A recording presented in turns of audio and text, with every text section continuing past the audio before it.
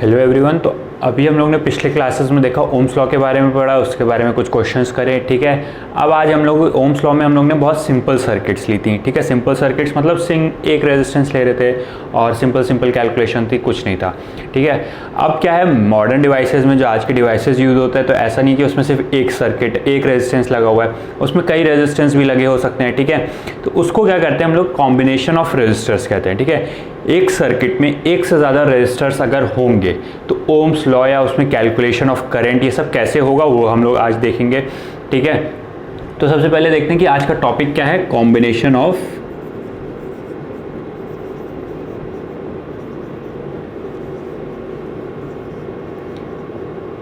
Resistors. Resistors मतलब कुछ नहीं, रेजिस्टेंस ही है। रेजिस्टेंस को ही हम लोग क्या कह देते हैं, रेजिस्टर्स, ठीक है। तो दो या दो से ज़्यादा जब रेजिस्टेंस हो एक सर्किट में, ठीक है, तो उसमें कैलकुलेशन किस तरह होती है, किस तरह करंट का कैलकुलेशन होता है, किस तरह पोटेंशियल डिफरेंस का कैलकुलेशन होता है, वो आज हम लोग देखेंगे। तो दो तरीके से आपका बेसिकली दो तरीके से रेजिस्टर्स जोड़े जा सकते हैं। पहला होता है आपका सीरीज कॉम्बिनेशन,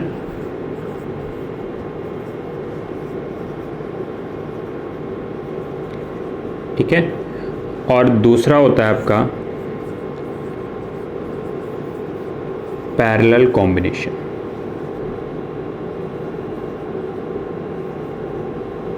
ठीक है, पहले देख लेते हैं सीरीज कॉम्बिनेशन क्या होता है, पैरेलल कॉम्बिनेशन क्या होता है, उसके बाद में हम लोग उसका कैलकुलेशन देखेंगे किस तरह होता है, ठीक है।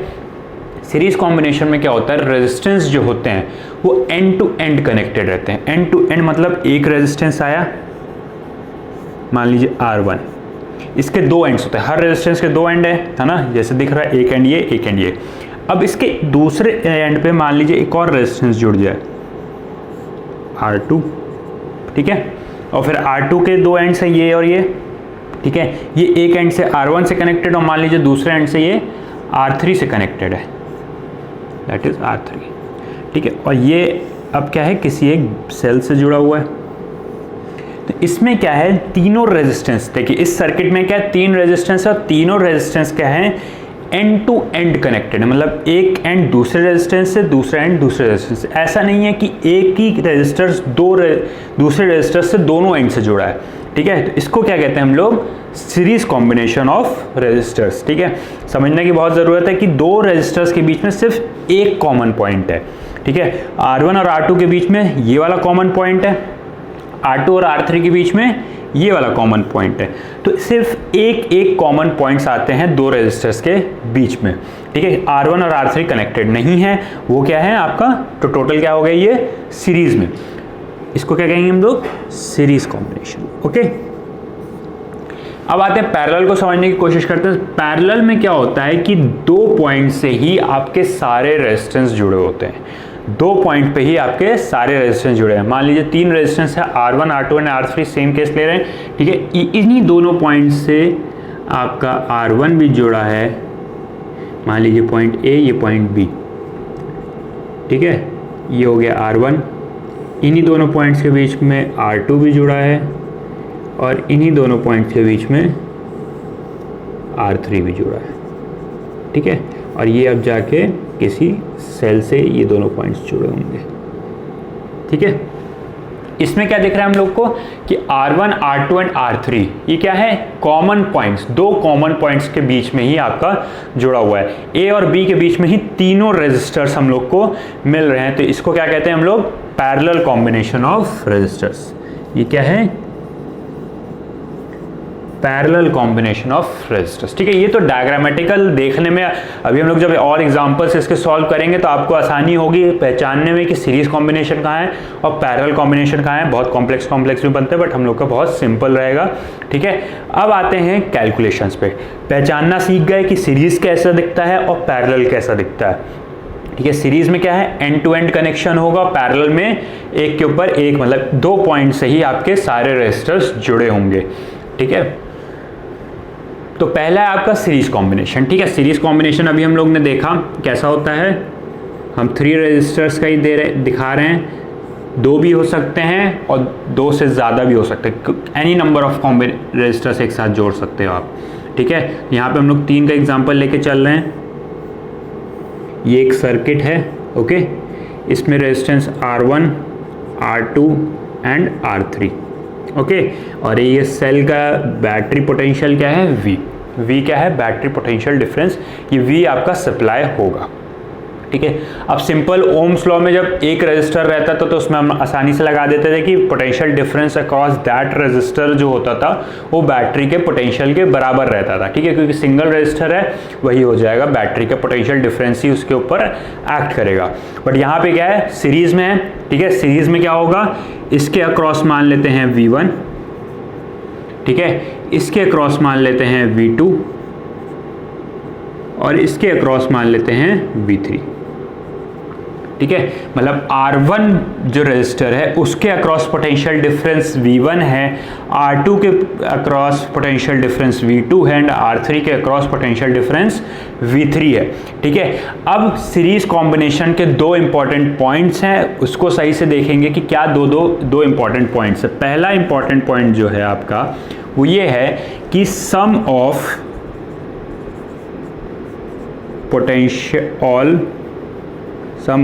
all the potential differences across the resistors is equal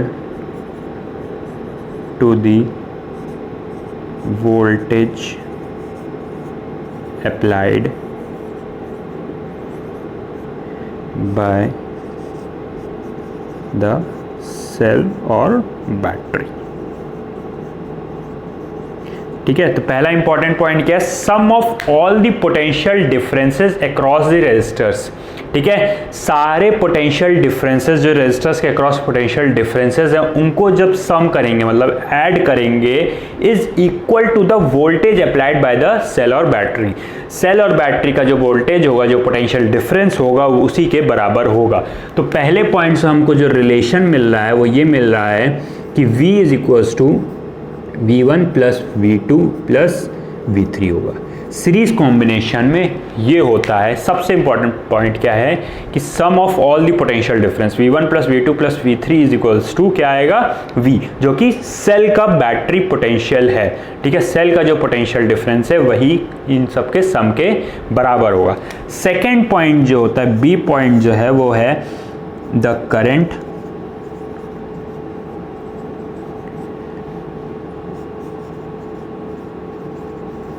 through all the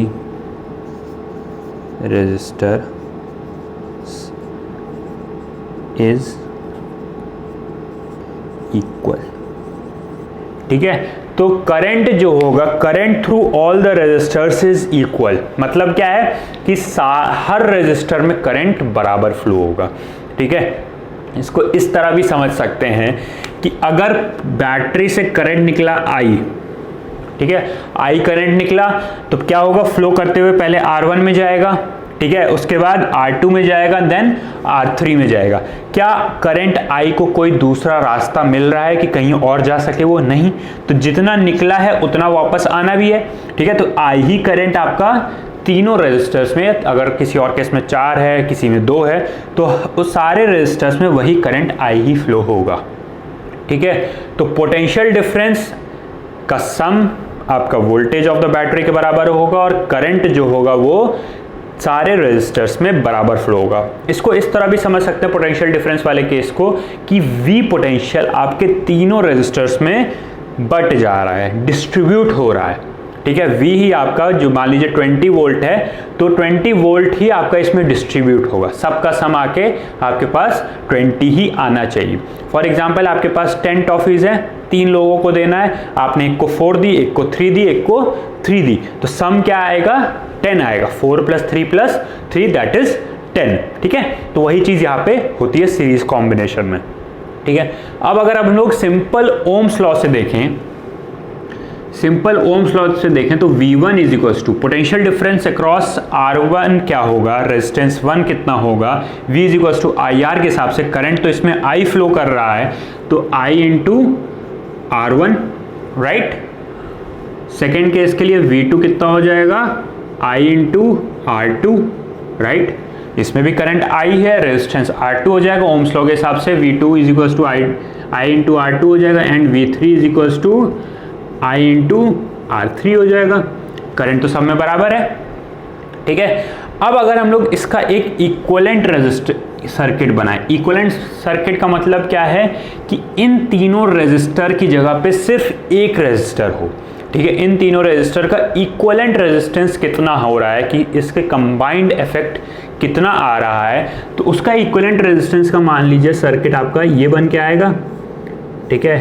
battery तो सेल पे तो कोई फर्क नहीं पड़ेगा, वो तो उसका पोटेंशियल डिफरेंस भी ही रहना है। इक्विवेलेंट रेजिस्टेंस मान लीजिए Req, और करंट कितना फ्लो करेगा, I, क्योंकि कंबाइंड इफेक्ट तो वही आना है, जो 3 का रेजिस्टेंस का इफेक्ट था वही अब एक रेजिस्टेंस का काम करेगा, तो इसका इक्वल इफेक्ट जो होगा वो एक रेजिस्टेंस में आएगा। तो अब अगर इस सर्किट के लिए ओम्स लॉ लिखना चाहेंगे तो क्या बनेगा, बैटरी पोटेंशियल V है, रेजिस्टेंस 1 है, तो यही पोटेंशियल डिफरेंस इस रेजिस्टेंस के अक्रॉस होगा, तो V इज इक्वल्स टू क्या आएगा, I इंटू R इक्विवेलेंट आएगा। कोई दिक्कत यहाँ पे नहीं। अगर देखिए इसको समझने की कोशिश करिए, इन तीनों रेजिस्टेंस का काम अगर एक रेजिस्टेंस कर रहा है तो वो ये है R इक्विवेलेंट, मतलब तीनों का कंबाइंड इफेक्ट एक रेजिस्टेंस में आ रहा है, ठीक है। तो ये हम लोग को 4 फॉर्मूलाज मिले, V1 की वैल्यू मिल गई, V2 की वैल्यू मिल गई, V3 की वैल्यू मिल गई एंड V की वैल्यू मिल गई। तो अब इन चारों फॉर्मूला के V की वैल्यूज को हम यहाँ इस फॉर्मूला में पुट करके देखेंगे तो क्या होगा, देखिए V इज इक्वल्स टू क्या होगा, I into R equivalent, V1 I into R1, V2 I into R2 and V3 is equals to I into R3। कोई दिक्कत यहाँ पे नहीं। इन तीनों टर्म्स में I कॉमन आ रहा है, ले रहे I common, I into R equivalent is equals to I bracket में R1 plus R2 plus R3, ठीक है। I कैंसिल हो जाएगा यहाँ से, तो क्या मिलेगा हम लोग को, R equivalent is equals to R1 plus R2 plus R3, ठीक है। तो सीरीज कॉम्बिनेशन में आपका ये रिजल्टेंट इक्विवेलेंट रेजिस्टेंस आता है, ठीक है। क्या आता है, R equivalent is equals to R1 plus R2 plus R3, ठीक है। समझ में आया। तो क्या होता है, सम हो जाता है, सारे रेजिस्टेंस का सम हो जाता है, और टोटल रेजिस्टेंस क्या होगा, अगर टोटल रेजिस्टेंस की बात किया जाए, R1 की वैल्यू मान लीजिए 1 ओम है, R2 की वैल्यू 2 ओम है, R3 की वैल्यू 3 ओम है, तो 1 प्लस 2 प्लस 3 6 ओम, रेजिस्टेंस बढ़ जाएगा। सीरीज के केस में रेजिस्टेंस क्या हो जाता है, बढ़ जाता है। तो equivalent resistance of in a series circuit is greater than the आपका individual resistance in the circuit, ठीक है। तो ये फॉर्मूला अच्छे से याद कर लीजिएगा कि सीरीज की कॉम्बिनेशन में R equivalent is equals to R1 plus R2 plus R3। Simple है, एडिशन है, ठीक है, कुछ करना नहीं। ये 2 पॉइंट्स एकदम अच्छे से याद होने चाहिए। क्या है कि sum of potential difference across each resistor is equals to the potential difference applied by the battery and the current flowing through each resistor is equal, ठीक है। हर रेजिस्टर में इक्वल करंट फ्लो करता है आपका सीरीज कॉम्बिनेशन में। अगर अब आपसे क्वेश्चन में पूछे कि find the potential difference across R1, तो आपको क्या करना पड़ेगा, सिर्फ V1 निकालना है, I इंटू R1 कर देंगे, ठीक है। I कहाँ से निकलेगा, I आपका इस फॉर्मूला से निकल सकता है। इस फॉर्मूला पे ध्यान दीजिए, R इक्विवेलेंट आपको पता होगा, अगर R1 R2 R3 की वैल्यू दी है तो R इक्विवेलेंट पता है, V पता है, तो I निकाल सकते हैं। यहाँ से I निकाल लेंगे तो फिर V1 भी निकाल सकते हैं, V2 भी निकाल सकते हैं एंड V3 भी निकाल सकते हैं। बहुत सिंपल है, आसानी से हो जाएगा, कोई दिक्कत की बात नहीं होगी। आगे के वीडियोज़ में अभी हम लोग इसके क्वेश्चंस भी सॉल्व करने की कोशिश करेंगे, ठीक है। तो तब हम लोग और डिटेल में थोड़ा जानेंगे, ओके। अब आते हैं हम लोग सेकेंड टाइप ऑफ कॉम्बिनेशन पे। सेकेंड टाइप ऑफ कॉम्बिनेशन क्या था आपका, parallel combination, right. Parallel combination of resistance. Parallel combination of resistance बता चुके हैं कैसे होता है आपका, 2 पॉइंट से ही आपके सारे रेजिस्टेंस जुड़े रहेंगे, ठीक है। हम यहाँ पे 3 का एग्जांपल ले रहे हैं, ठीक है। 2 भी हो सकते हैं, 4 भी हो सकते हैं, एनी नंबर ऑफ रेजिस्टेंस आपके पैरेलल में हो सकते हैं, ठीक है। Point A and point B से ही आपके सारे रेजिस्टेंस जुड़े हैं, R1 भी, R2 भी और R3 भी, okay.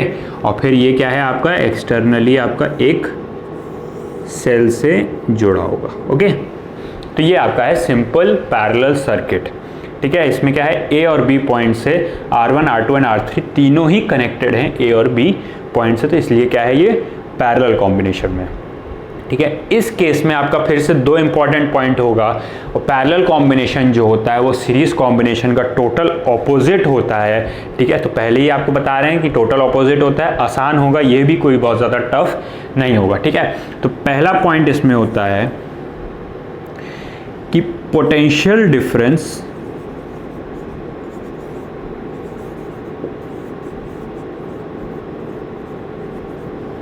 across each resistor in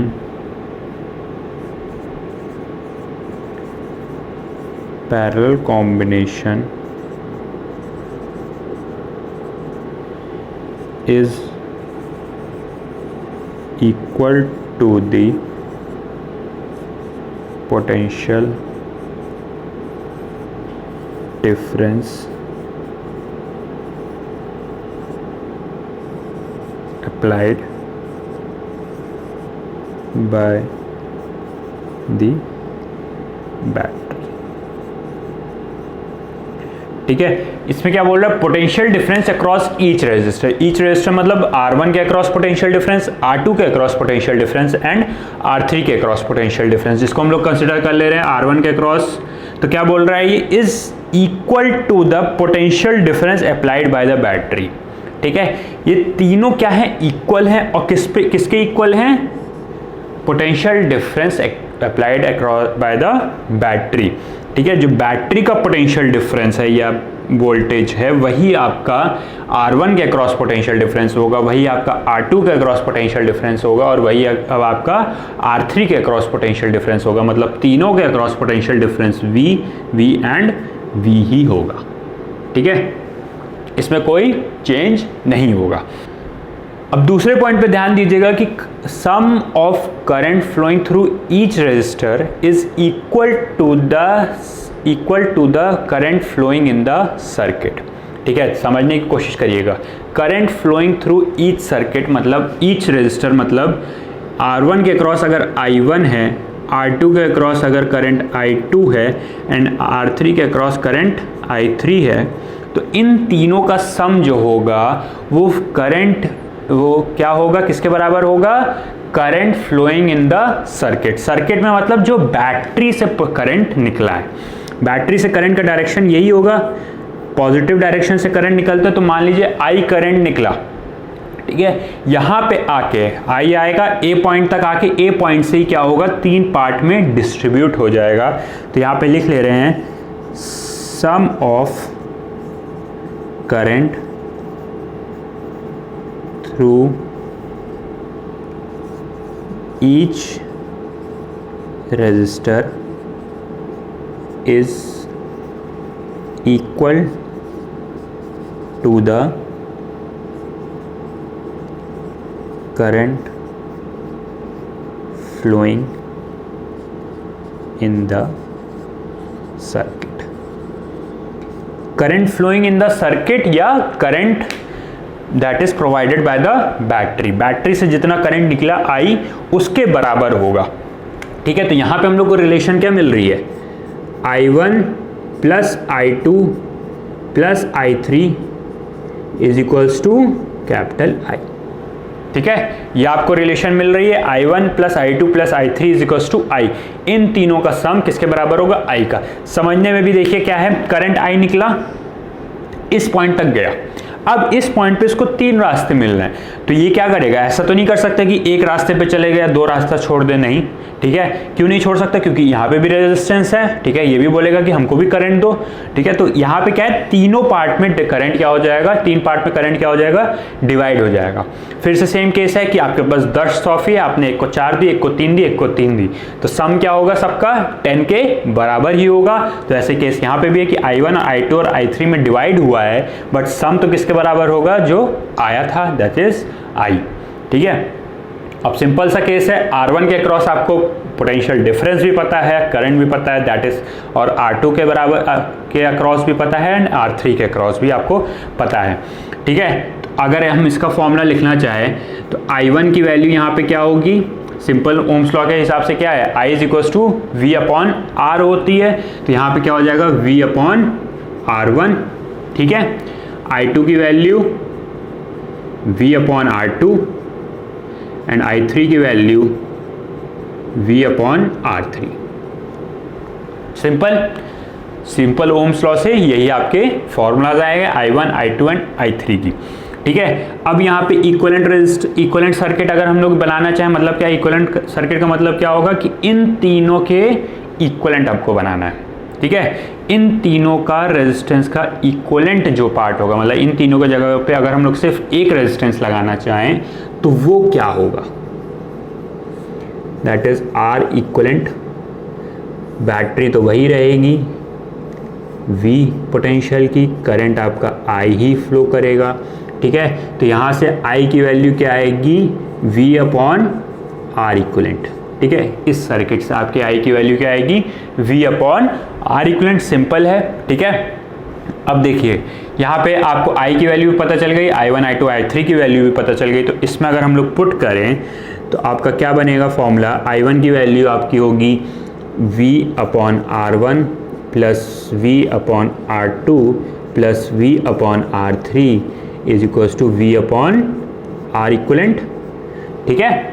यहाँ से अगर हम लोग V कॉमन ले लेंगे तो फिर से V कैंसिल हो जाएगा बोथ साइड्स, तो यहाँ पे फॉर्मूला क्या बनेगा आपका 1/R equivalent is equals to 1/R1 plus 1/R2 plus 1/R3, okay. एकदम सिंपल सा है। तो अगर मान लीजिए 4 रेजिस्टर लगा होगा तो 1/R equivalent is equals to 1/R1 plus 1/R2 plus 1/R3 plus 1/R4 and so on. जितने भी रेजिस्टर्स अगर पैरेलल में लगे आप इस तरह कैलकुलेट कर सकते हैं, ठीक है। तो ये फॉर्मूला अगेन बहुत इंपॉर्टेंट है, बहुत आगे अभी फॉर्मूला इसका यूज होने वाला है क्वेश्चंस में, हम लोग अभी आगे देखेंगे। तो बेसिकली आपको ये 2 पॉइंट फिर से यहाँ पे याद रखने हैं कि potential difference in a parallel circuit is always equal, ठीक है, अक्रॉस ईच रेजिस्टर। R1 के अक्रॉस भी V होगा, R2 के अक्रॉस भी V होगा और R3 के अक्रॉस भी V होगा, ठीक है। क्योंकि देखिए A और B पॉइंट, अगर हम लोग इसको सही से देखें, A और B पॉइंट के अक्रॉस एक तो ये पार्ट दिख रहा है आपको, ठीक है, और A और B के अक्रॉस क्या है, ये पूरा बैटरी ही है। तो जितना पोटेंशियल डिफरेंस इस पे होगा उतना ही पोटेंशियल डिफरेंस आपका पूरे इस पे होगा, ठीक है। सीरीज में क्या हो रहा था, पोटेंशियल डिफरेंस स्प्लिट हो रहा था, डिवाइड हो रहा था, डिस्ट्रीब्यूट हो रहा था। यहाँ पे पैरेलल में क्या होता है, करंट डिस्ट्रीब्यूट हो जाता है। करंट आया 3 पार्ट में डिस्ट्रीब्यूट हो गया, 4 होते रेजिस्टर्स अगर पैरेलल में तो 4 पार्ट में डिस्ट्रीब्यूट हो जाता, ठीक है। और उसके अब अगर आपको क्वेश्चन पूछे ये find the current in the circuit या potential difference in the circuit, तो सब कुछ आपका इन सारे फॉर्मूला से निकल सकते हैं। पूछ लेगा करंट इन द R1, ठीक है, तो V/R1 कर दिया। Current in R2, current flowing through R2 पूछ ले तो V/R2 कर दिया।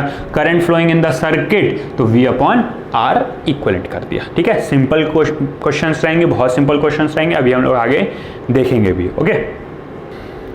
अब देखिए नेक्स्ट पॉइंट को हम लोग एक एग्जाम्पल से समझने की कोशिश करेंगे। एग्जाम्पल ये है कि आपके पास 3 रेजिस्टर्स है, ठीक है, you have 3 resistors each of 1 ohm, ठीक है। 3 रेजिस्टेंस है, R1 मान लीजिए एक, R2 मान लीजिए और एक R3 मान लीजिए, ठीक है। तीनों क्या है 1 ओम के, R2 भी 1 ओम का एंड R3 भी 1 ओम का, ओके। अब अगर हम लोग बोलें कि एक बार R1 R2 R3 को सीरीज में लगा के इक्विवेलेंट रेजिस्टेंस कैलकुलेट करो और एक बार R1 R2 R3 को पैरेलल में रेजिस्टेंस लगा के कैलकुलेट करो इक्विवेलेंट रेजिस्टेंस। ठीक है, करके देखते हैं कि क्या वैल्यूज आती हैं। ठीक है, तो पहला पार्ट क्या था, सीरीज में लगाने का। तो सीरीज में R इक्विवेलेंट,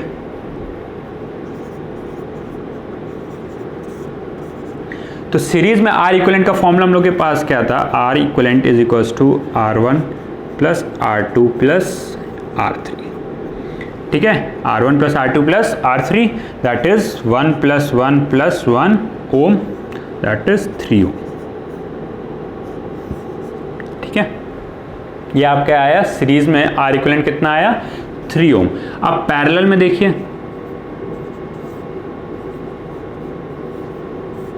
पैरेलल में क्या होगा, फॉर्मूला क्या था, अभी हम लोगों ने देखा क्या होता है formula, 1 upon R equivalent is equals to 1 upon R1 plus 1 upon R2 plus 1 upon R3। ठीक है, वैल्यू पुट करते हैं, R1 R2 R3 की वैल्यू क्या है, 1 ओम ही है, सब इक्वल हैं, तो 1 अपॉन R इक्विवेलेंट कितना हो जाएगा, 1 upon 1 plus 1 upon 1 plus 1 upon 1 that is 1 upon R equivalent is equals to कितना आएगा, 3। ठीक है, अभी ये ध्यान देने की जरूरत होती है, ये 1 अपॉन R इक्विवेलेंट अभी निकाला है, तो R इक्विवेलेंट निकालने के लिए क्या करना पड़ेगा, रेसिप्रोकल करना पड़ेगा, दैट इज 1 अपॉन 3 ओम।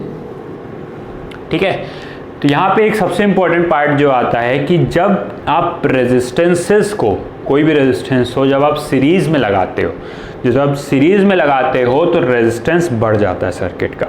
ठीक है, जैसे कि अभी एग्जांपल में देखा, जब 1 1 1 के 3 लगाए तो रेजिस्टेंस कितना हो गया, 3 ओम हो गया। और जब पैरेलल में लगाते हो रेजिस्टेंस तो रेजिस्टेंस आपका कम हो जाता है। Resistance in parallel, equivalent resistance in parallel is reduces, ठीक है, कम हो जाता है even from the lowest resistance. ठीक है, जो सीरीज में पैरेलल में जो लोएस्ट रेजिस्टेंस होगा, मान लीजिए यहाँ पे 3 2 1 होता, ठीक है, 3 2 1 अगर रेजिस्टेंस होता तो सबसे लोएस्ट रेजिस्टेंस कौन सा था, 1 ओम। तो इक्विवेलेंट रेजिस्टेंस जो आता पैरेलल में वो 1 से भी छोटा आता। ठीक है, रेजिस्टेंस क्या हो जाता है, कम हो जाता है। एग्जाम्पल आप सॉल्व करके देखिएगा, 1 3 2 1 लीजिएगा पैरेलल में, सॉल्व करिएगा, आंसर जो आएगा आप खुद देखेंगे कि वो 1 से भी छोटा होगा। बस ये चीज़ ध्यान देने की ज़रूरत होती है कि आप यहाँ पर रेसिप्रोकल करना अक्सर लोग भूल जाते हैं, 1 अपॉन R इक्विवेलेंट निकाल के ही छोड़ देते हैं कि 1 अपॉन R इक्विवेलेंट 3 आए तो 3 ओम लिख के छोड़ देंगे, नहीं, R इक्विवेलेंट निकालना है। ठीक है, R इक्विवेलेंट क्या है, इक्विवेलेंट रेजिस्टेंस। ठीक है, तो यहाँ पे क्या है, 1 अपॉन 3 हो गया, देखिए छोटा है 1 से, तो ये क्या है, छोटा हो जाता है। Okay, thank you.